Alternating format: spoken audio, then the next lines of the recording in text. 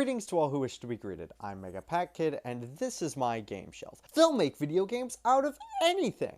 As wild as some original concepts are, some of the weirdest games have come from concepts that weren't even originally video games. Films, network television, card games, sports leagues, tabletop role-playing games, streaming shows, it seems that the sky is the limit, which means it should be no one's surprise that there are games based on YouTubers.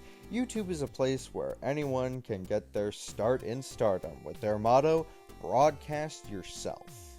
Ha! Even if YouTube as a company and platform has become more similar to traditional forms of media than it was in its old days, individual YouTubers still retain their own feeling to the things they create. The games I'm going to talk about today were independently developed and released, and I had a hefty amount of effort put into all of them. So, without further ado, let's take a look at the game released by arguably the most well-known YouTuber, PewDiePie's Tuber Simulator.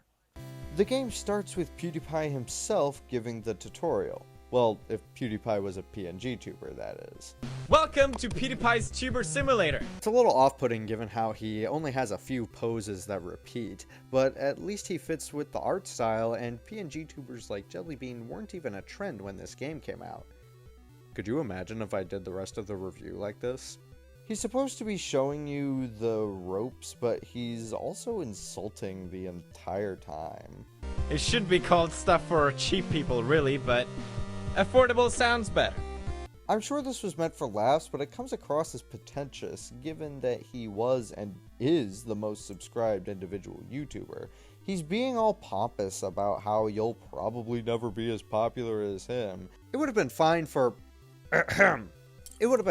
a gag once or twice, but after a while, it just comes off as annoying. You get various forms of in-game currency by completing various tasks, most of which are making videos. You buy items to decorate your room with, but they don't come right away. That's why we have a bonus game. The bonus games give you something to do while you're waiting for your videos to complete, or for your packages to ship. Puggle, the best game, is a pachinko game starring PewDiePie's pugs. You can only play this game while you're waiting for something to ship. The goal of the game is to make your packages ship faster. How crazy is that? Could you imagine if Amazon Prime put you on priority shipping, but you had to play pachinko in order to activate it?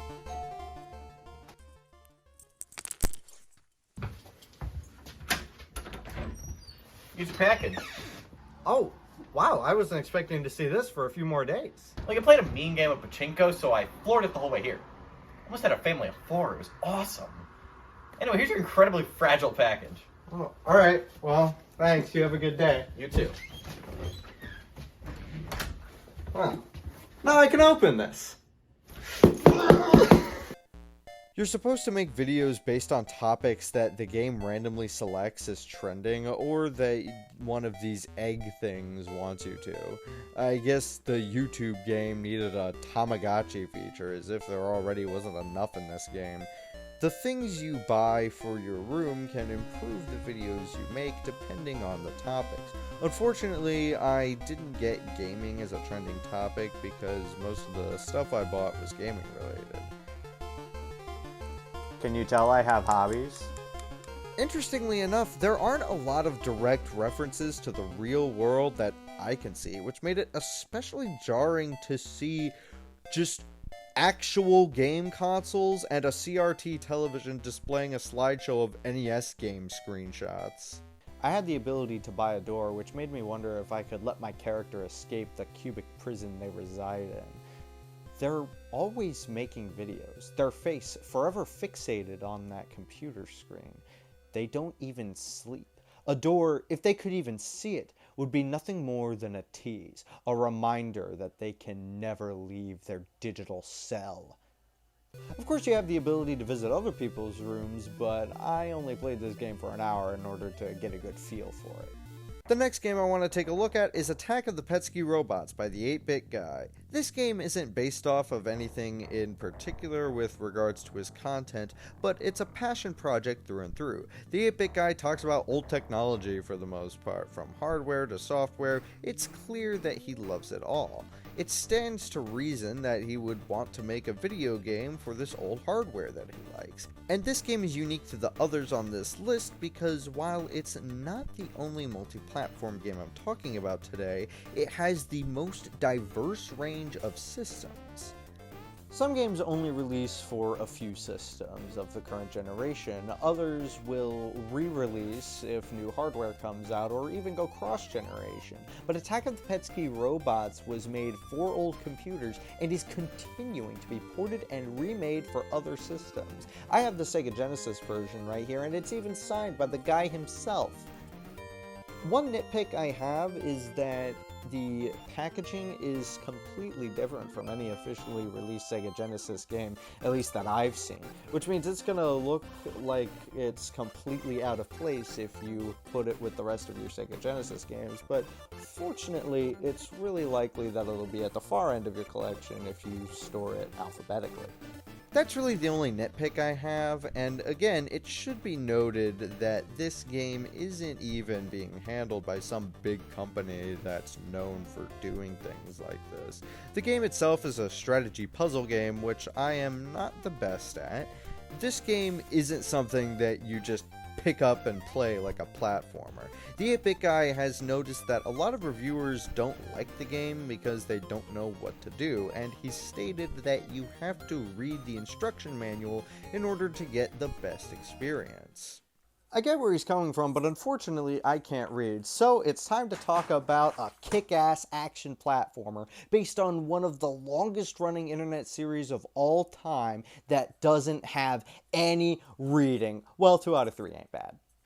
Angry Video Game Nerd 1 and 2 Deluxe is a love letter to both the content creator and the content he makes. There are tons and tons of references to the games the nerd has talked about and the things he has said, from the dialogue being as vulgar as ever to an entire level based on one episode.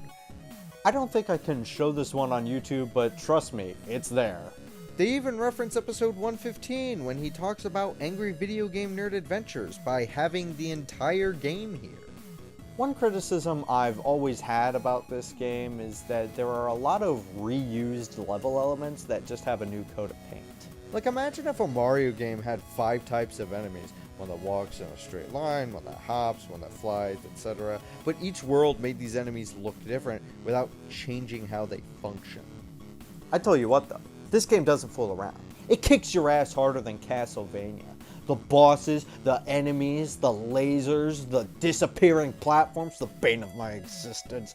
And don't even get me started on the fucking death blocks. I've played loads of difficult games in my lifetime, but this one brings my piss to a boil more than any other fucking game on the planet! Longtime viewers of mine will know that I took heavy inspiration from the Angry Video Game Nerd in my past, but now I've gotten inspiration from someone new. Not to do what he does specifically, even though I do like his comedy style, but to do something that is my own, just as he's done something that's his own. So here is Scott the Woz presents The Mysterious Game of Crypticism. Now this is the second edition from the Charity Bonanza 2021. Oh sock. But the main attraction here is the NES game.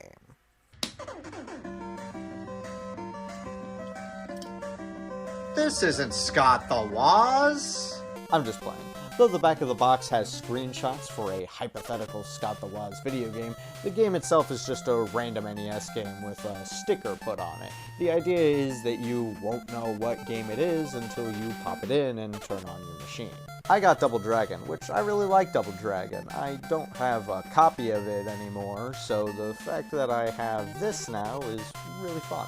It's a cool idea and one that I'd like to do myself one day, but I feel the heat is on to talk about one more YouTuber game. So let's talk about Be Funny Now from Jack's Films. This game is similar to Jackbox games, no relation, in which multiple players can tune into a comedic party game. It's definitely most fun with multiple people in person. Even with only 2 people, myself and the delivery person, it was still more fun than the public lobby with 4 people, which was all online. The gameplay will be all too familiar to Jack's Film superfans, but is accessible to people who have no idea who he is. Now that I think about it, there's another game like that came out very recently, just in time for Halloween, Lumpy Touch's Portaboy Plus. Lumpy has released a game that perfectly encapsulates his style. It starts out innocently with WarioWare-like gameplay, rapid-fire minigames, but slowly turns into a survival horror game with a plot deeper than a grave. Now, I happen to be pretty good with an M4A1, and shooting in this game wasn't dissimilar. In fact, the challenge for me came largely from the minigames themselves, and not the balancing act or the glitched graphics. I didn't even make it far enough into the game to see the worst of it. Apparently, if you get 50 points or higher, you can see new images in the gallery. Images that show the true, sinister plot beneath the surface. People connecting their brains to Portaboy systems for money. I suppose that's where these Porta zombies came from. And apparently, there's a way to escape. Not that I found it. I'm not good enough at the game.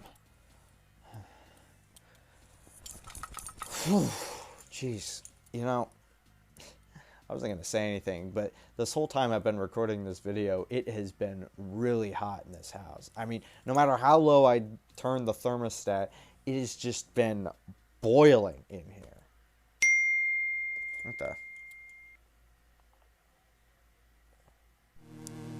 What the? A worldwide wildfire has been spreading? It's taken Japan? California? New Jersey? It's coming for the Midwest. Hey all, Scott here!